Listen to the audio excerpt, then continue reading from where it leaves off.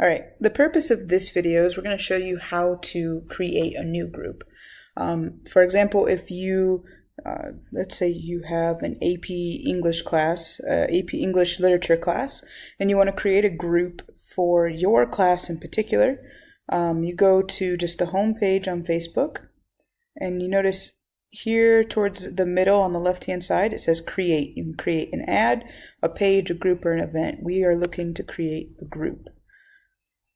Facebook then prompts you to name your group. So AP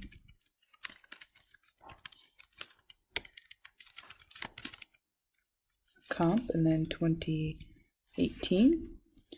I'm gonna add some people. So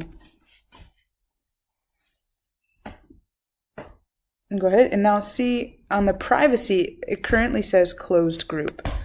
So I'm going to keep it on closed group because if you're creating something for your class, you want it to be, you want it to be private, right? So you can do a couple different things. You can do secret group, which means only members can find the group. Closed group, so anyone can find the group, but you get to choose who gets admitted, which is a better option for if you say you're not friends with some of your students, which is a good thing. You would want to keep it a closed group or a public group, which if you're creating a group for a class, you definitely don't want to make it public.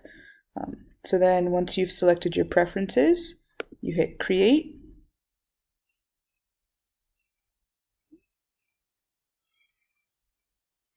And then here's the new groups page. Just like the normal features in Facebook, you can, do your cover photo, the group's profile.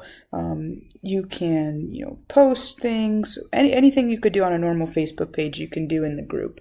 But this allows you to really interact or to communicate with others in this specific area.